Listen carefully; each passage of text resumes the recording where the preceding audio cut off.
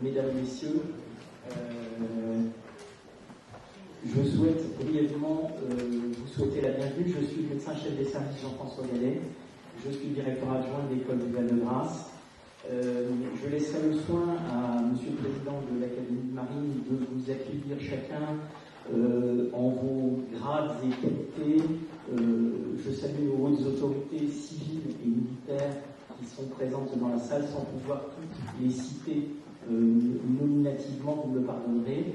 Je représente le médecin général Pauline Saint-Maurice, qui est directeur de cette école et qui malheureusement actuellement préside une autre réunion qui est celle de nos titulaires de chaire, donc qui est une réunion vraiment très importante.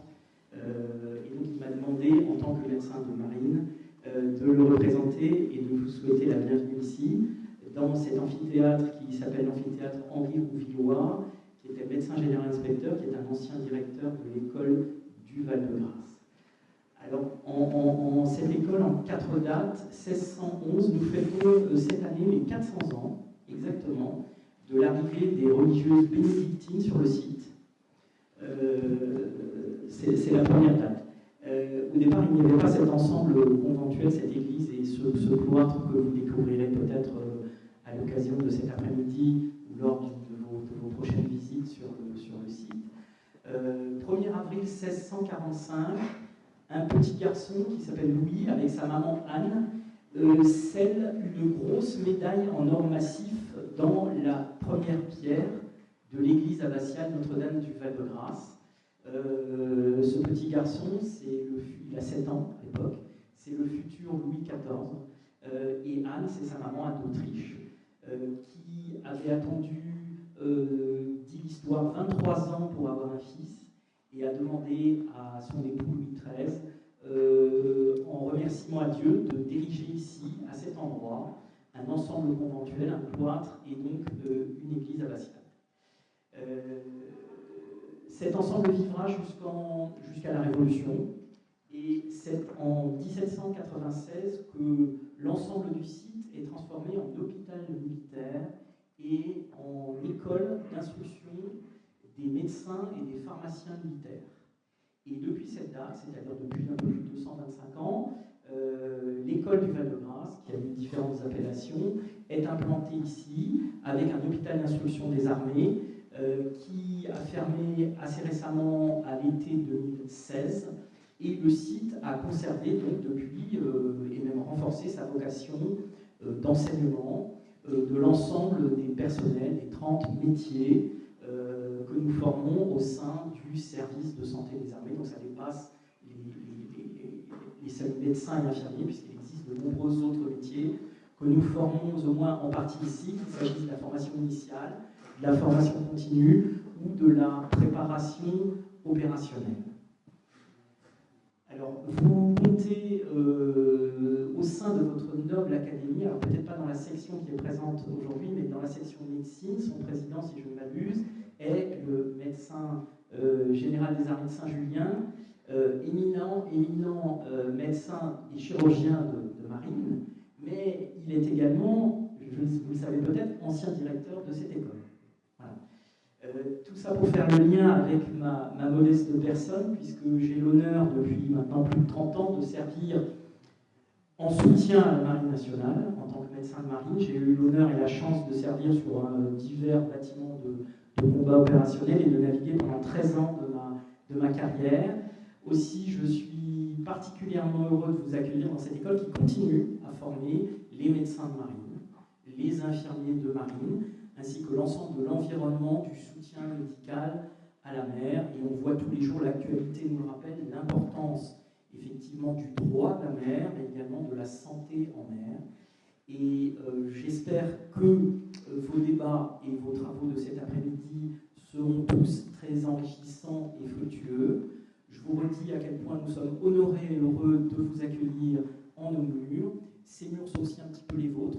Si cela vous donne envie de revenir, de découvrir notre musée, notre bibliothèque, notre église, vous y serez toujours les bienvenus.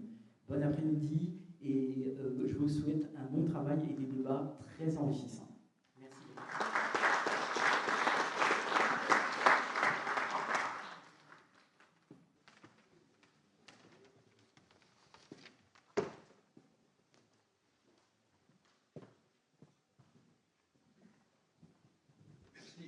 Merci, monsieur le médecin général, pour vos propos d'accueil. Vous avez fait l'historique de ces lieux prestigieux.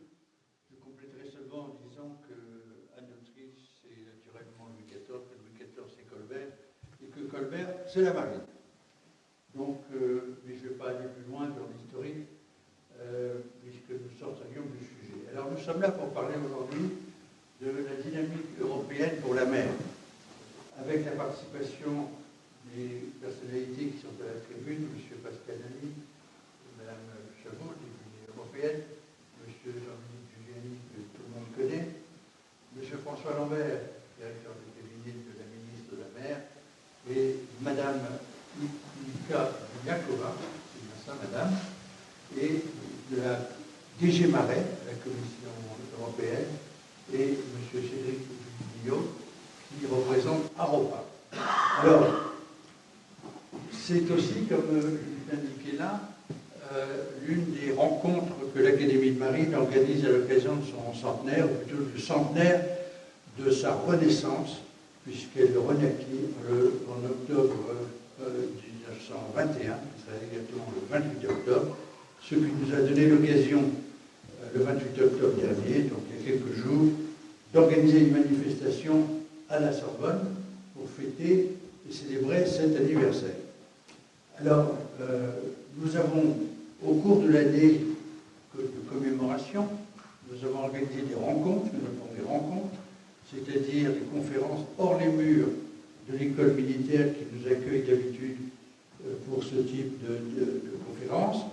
Nous avons baptisé rencontres pour les identifier. Nous avons baptisé rencontres. Voilà, c'est mieux. Rencontres pour les identifier. Et la première de ces rencontres, c'est aujourd'hui, ici, au Val-de-Grâce. Il y en aura d'ailleurs une deuxième dans quelques semaines, sur un autre thème qui est celui de la géostratégie. Alors voilà, donc avec les personnalités qui sont là, nous allons débattre de cette Europe. Je évoque juste en 2 mots un souvenir personnel. J'ai participé sous la présidence française, il y a une quinzaine d'années maintenant, à la construction, on construit sans arrêt à Bruxelles, la construction d'une Europe de la mer et une politique maritime européenne que nous appelions à l'époque intégrée. Un certain nombre d'entre vous étaient déjà aux affaires à cette époque-là. Voilà, donc on progresse. La mer, je le dis souvent, c'est la mer est évidemment française, nous avons une mer française, mais la mer est aussi européenne, c'est celle dont nous allons parler aujourd'hui, et puis la mer, elle est surtout planétaire, avec tous les enjeux que nous connaissons. Un dernier mot, c'est que nous cherchons à travers ces conférences, hors les murs, à ouvrir l'Académie de Marine vers d'autres publics. Bien sûr, il y a les fidèles de l'Académie de Marine, tous ceux qui, un titre ou un autre, s'intéressent à ces activités, et ont de bonnes raisons de le faire, mais c'est aussi s'adresser à un public plus large et progressivement vers la jeunesse, puisque, je les vois, je salue la jeunesse, vous ne le faites pas tous quand même, la jeunesse est là-bas, et cette jeunesse qui se tourne plus que nous, que notre génération, vers les océans, qui en comprend mieux, qui la connaît mieux, et qui en comprend mieux les enjeux.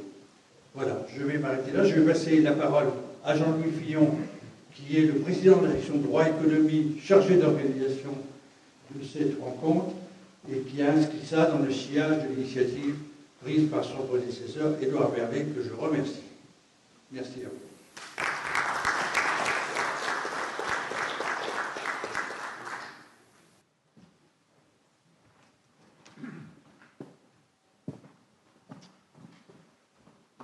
Merci, Monsieur le Président. Avant qu'Édouard Berlet ne vous présente le déroulé de cet après-midi et les intervenants, nous avons pensé utile de planter le décor, un décor historique, sur la relation de l'Union européenne et de la mer.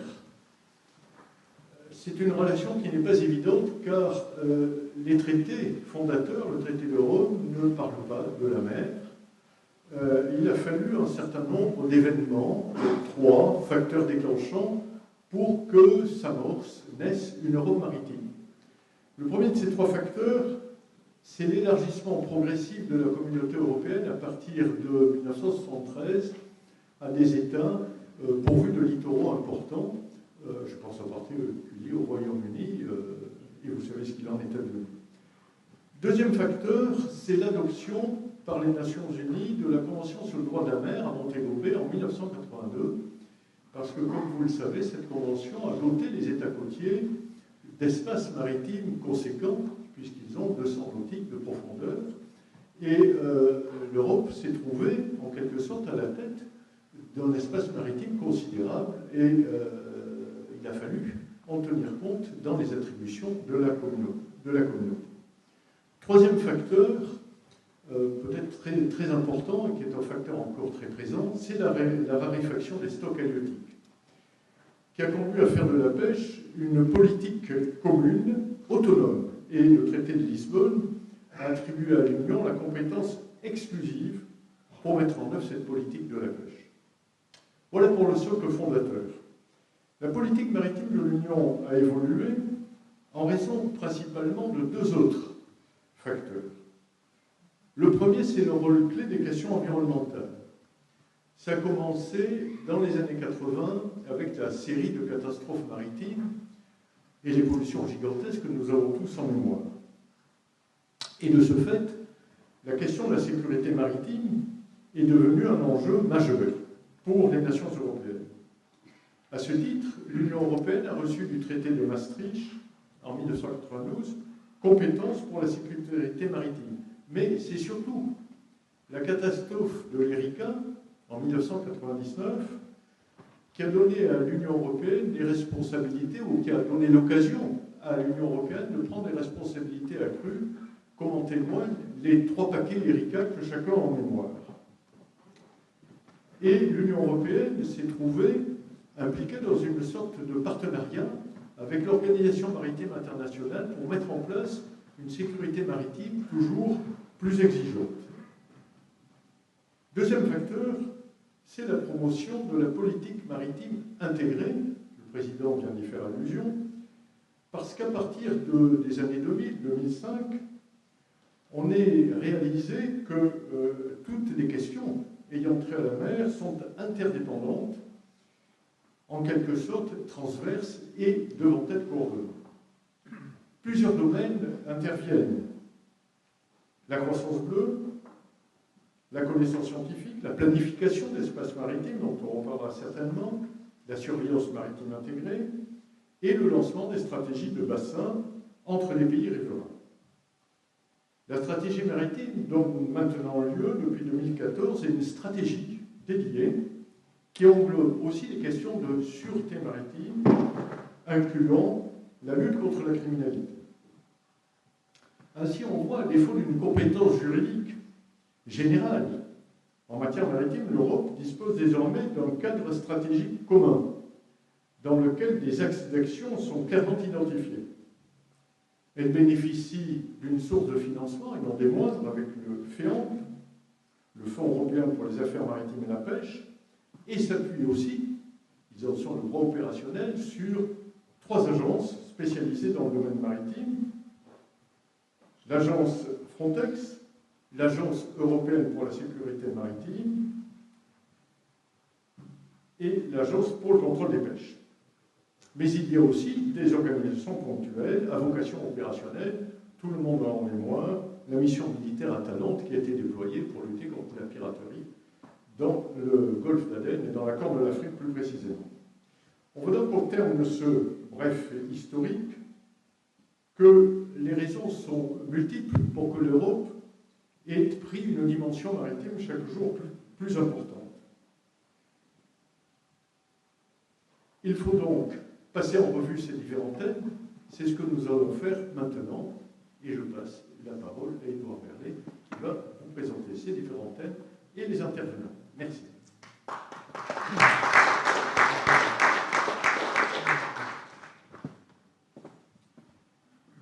Je voudrais tout d'abord indiquer que cette conférence, cette rencontre se place dans la perspective de la présidence française de l'Union européenne, qui est évidemment un temps fort pour chaque État membre qui se succède par tranche de 6 mois à cette présidence. Alors, Les présidences servent à diverses choses. Ce n'est pas du tout une instance d'arbitrage, comme vous savez, mais c'est une instance qui permet de fixer l'ordre du jour, donc d'accélérer l'examen d'un certain nombre de projets, de lancer des idées, de tracer des perspectives. Je pense que c'est dans cette perspective que nous avons organisé cette rencontre, de façon à fournir, si possible, au ministre et à son administration un certain nombre de pistes nouvelles, et c'est à ça qu'on va essayer de s'employer. Alors, concernant les thèmes, je ne sais pas si on peut passer le slide, comme on dit en français, correspondant. Sinon, je vais vous les citer rapidement, mais vous les avez reçus. Donc, on va aborder des thèmes qui sont tout d'abord le thème de la souveraineté pour l'espace maritime européen. C'est une perspective. Est-ce qu'il est possible de travailler et développer une souveraineté maritime sur l'espace européen? Est-ce souhaitable? Parce que ce sont des enjeux qui sont évidemment très, très politiques. Le second thème, ça sera quelle gouvernance pour l'Europe? Il semble que la façon dont la mer est traitée, tant au Conseil qu'au Parlement européen, fait l'objet d'un certain nombre d'insuffisances ou de dysfonctionnements qui pourraient être étudiés, examinés et débattus entre nous. Ensuite, surtout le chapitre de l'environnement et de l'économie, comment concilier la protection de l'environnement maritime et le développement durable des activités maritimes, et quelles perspectives pour l'économie bleue. Voilà les 4 grands thèmes qui seront abordés au cours de cette rencontre. Alors, concernant le déroulement de nos travaux, chacun de vous va prendre la parole pendant 10 minutes sur le thème qui a été discuté et attribué à chacun. Ensuite, de quoi nous aurons une séquence de questions-réponses entre les intervenants qui sera animée par Jean-Louis Fillon et moi-même. Puis on passera aux questions avec la salle. Et ensuite, il y aura dans la salle qui est tout à fait au fond de l'amphithéâtre un rafraîchissement, si vous le souhaitez. Donc voilà la façon dont les choses vont se dérouler. Et donc je passe la parole à Jean-Dominique Giuliani qui va nous parler des grands enjeux maritimes de l'Europe.